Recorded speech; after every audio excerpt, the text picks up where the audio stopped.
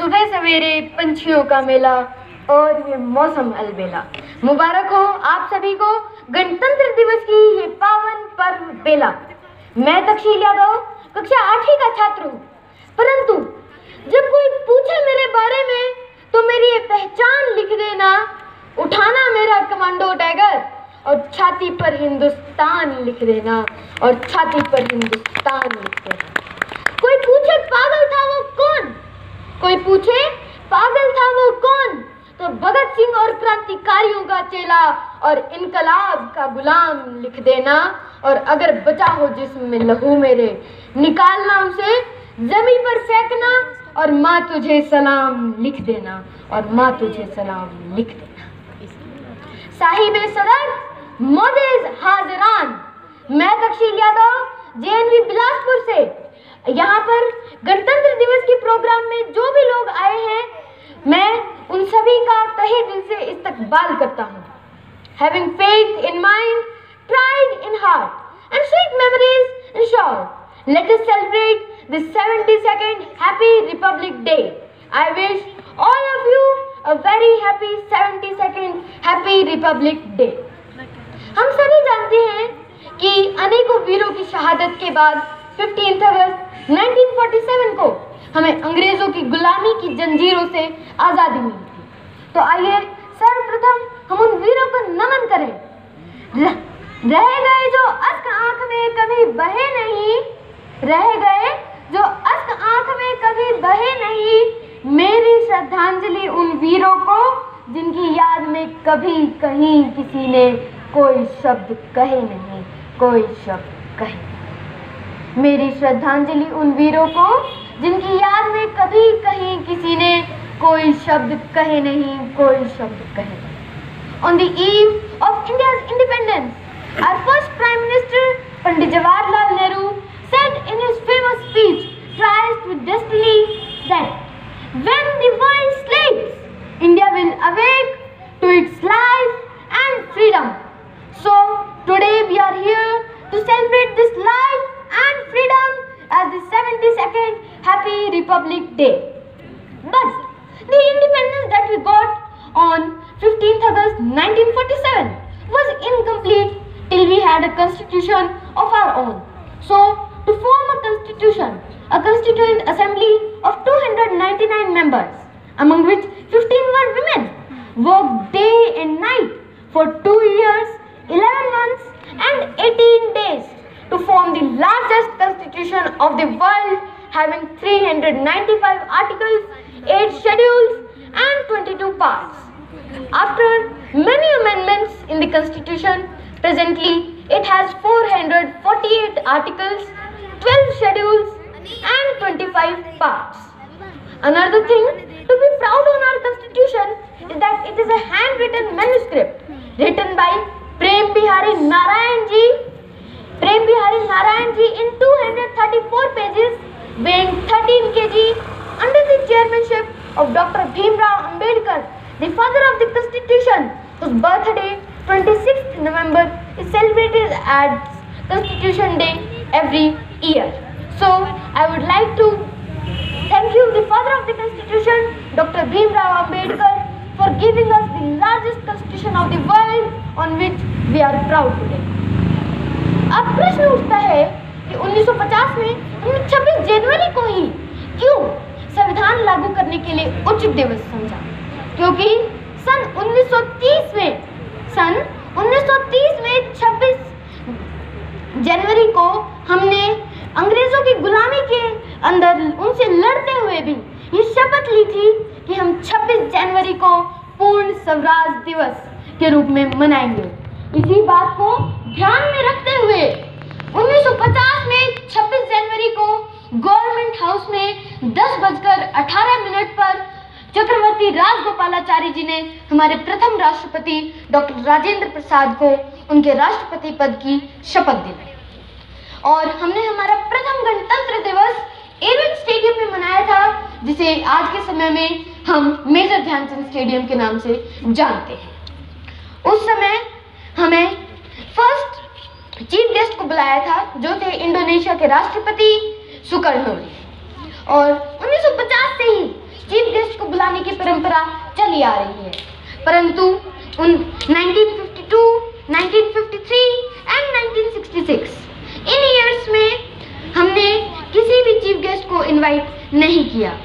परंतु और 2021 यानी कि इस ईयर में हमने इंग्लैंड के प्राइम मिनिस्टर बोरिस जॉनसन को इनवाइट किया था हमारे चीफ गेस्ट के रूप में। परंतु इंग्लैंड में कोरोना की दूसरी वेव को देखते हुए उन्होंने अपने आने में असमर्थता जाहिर की, जिस कारण से 2021 में भी हम किसी भी चीफ गेस्ट को नहीं बुला पाए। परंतु यह हमारे लिए गर्व की बात है कि जेएनवी बिलासपुर में हमारे chief guest doctor Sanjay Kumar, associate professor of AIIMS, यहाँ पर हमारे बीच मौजूद हैं। तो मैं तहे दिल से उनका इस्तकबाल करना चाहूँगा। धन्यवाद doctor Sanjay Kumar chief guest. वह साथ में यहाँ पर बैठे हमारे गेस्ट ऑफ ऑनर को भी मैं तहे दिल से अभिनंदन करता हूँ कि उन्होंने कुछ समय दिया और यहाँ पर हमारे इस प्रोग्राम में आए। वह हमारे इन स्पीचेस, पोएम्स, वह इन सभी प्रोग्राम्स को वे देख रहे हैं यहाँ बैठकर। अब हम बात करते हैं कि गणतंत्र दिवस पर होता क्या है। गणतंत्र दिवस का एक कार्यक्रम एक साप्ताहिक कार्यक्रम होता है जो 23 जनवरी को भारत सरकार के लोक संस्कृति विभाग के विभिन्न रंगारंग कार्यक्रमों से प्रारंभ होता है। इसकी समाप्ति 29 जनवरी को बीटिंग द रिट्रीट से की जाती है और सर्वप्रथम 26 जनवरी को राष्ट्रपति व प्रधानमंत्री हमारे देश की राजधानी दिल्ली में इंडिया गेट पर अमर जवान ज्योति पर पुष्प अर्पित करते हैं, वे शहीदों को श्रद्धांजलि देते हैं। जिसके पश्चात राष्ट्रीय ध्वज हमारे देश की आन बान शान, हमारे देश के शौर्य, शांति व समृद्धि को दिखाता हुआ हमारा ट्राई कलर, हमारा राष्ट्रीय ध्वज तिरंगा फहराया जाता है। वे गुरुदेव रविंद्रनाथ टैगोर जो संपूर्ण एशिया के प्रथम नोबेल प्राइज विजेता थे, उनके द्वारा लिखित 52 सेकंड का हमारा राष्ट्रगान गाया जाता है, जिसके दौरान 21 तोपों की सलामी दी जाती है, जो 1977 से पहले 31 तोपों की सलामी दी जाती थी। वह इसी के साथ जिन सैनिकों ने अदम्य साहस व शौर्य का प्रदर्शन किया है, उन सभी सैनिकों को राष्ट्रपति द्वारा अशोक चक्र, वीर चक्र, कीर्ति चक्र, शौर्य चक्र जैसे अनेक पुरस्कार देकर सम्मानित किया जाता है। वे 16 वर्ष से कम उम्र के बच्चे जिन्होंने बहादुरी का कार्य किया है, वे बहादुरी दिखाई है किसी भी फील्ड में, उन्हें प्रधानमंत्री बाल पुरस्कार दिया जाता है। और जैसा कि हम सभी जानते हैं कि 26 जनवरी की पूर्व संध्या अर्थात 25 जनवरी की संध्या पर राष्ट्रपति संपूर्ण देश को संबोधित करते हैं। जैसा कि कल हमारे राष्ट्रपति महामहिम श्री रामनाथ कोविंद जी ने संपूर्ण देश को संबोधित करते हुए यह कहा कि किसान, सैनिक और वैज्ञानिक सर्वोपरि हैं। वह उनके द्वारा किए गए योगदान जो कोरोना के पीरियड में उन्होंने दिए हैं, उन पर रोशनी डाली व संपूर्ण देश को इस बात से विख्यात किया, इस बात प्रचलित किया कि सैनिकों ने, किसानों ने और वैज्ञानिकों ने कितना बड़ा योगदान दिया है इस कोरोना वायरस के पीरियड में। फिर सभी राज्यों द्वारा संपूर्ण विश्व को हमारी लोक संस्कृति के बारे में प्रचलित करवाने के लिए अनेक झांकियां निकाली जाती हैं। वह हमारे लिए गर्व की बात है कि इस बार धरती से सोना उगाने वाले किसान भी ट्रैक्टर लेकर झांकी निकालेंगे। तो आइए सभी एक बार उन धरती से सोना उगाने वाले किसानों के लिए तालियां बजाएं।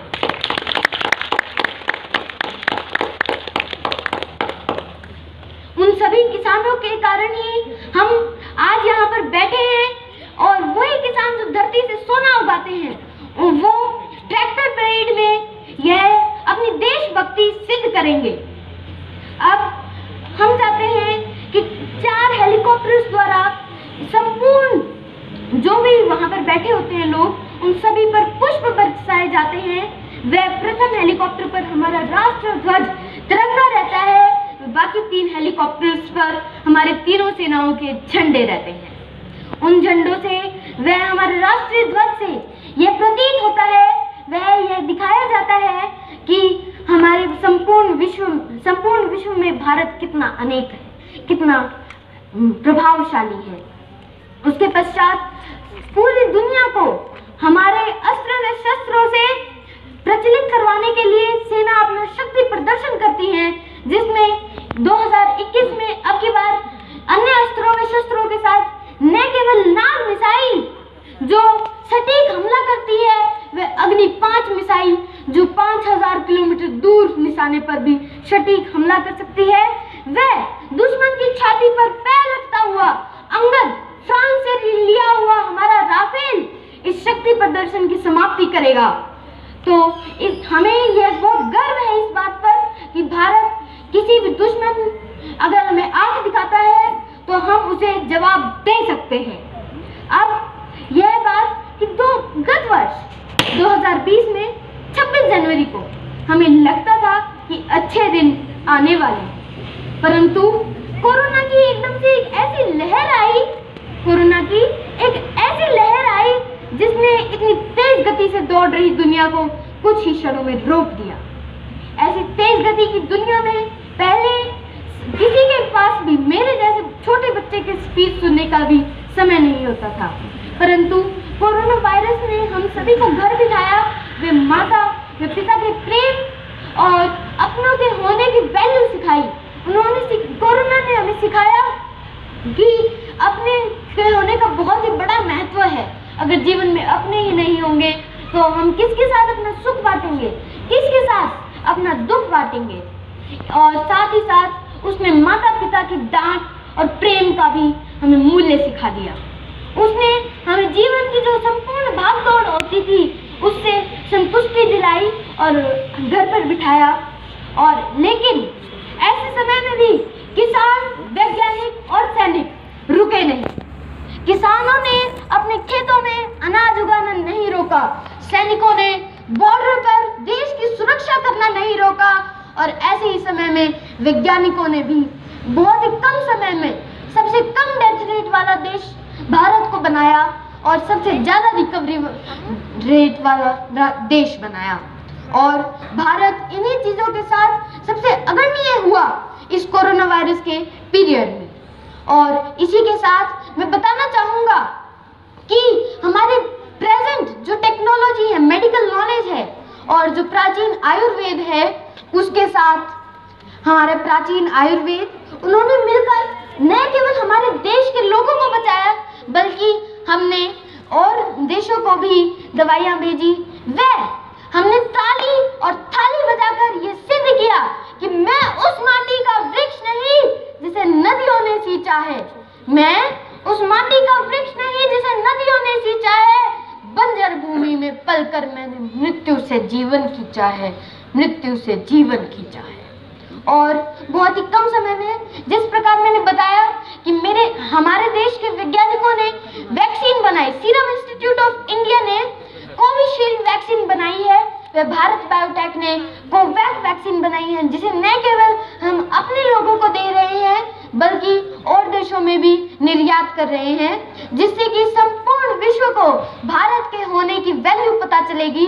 संपूर्ण विश्व को पता चलेगा कि भारत एक ऐसा देश है जिस पर अगर कोई भी आंख उठाता है या कुछ भी करता है तो उसे पता चल जाएगा कि मैं पत्थर पर लिखी इबारत हूँ, शीशे से कब तक तोड़ोगे, मिटने वाला मैं नाम नहीं, तुम मुझको कब तक रोकोगे, तुम मुझको कब तक रोकोगे।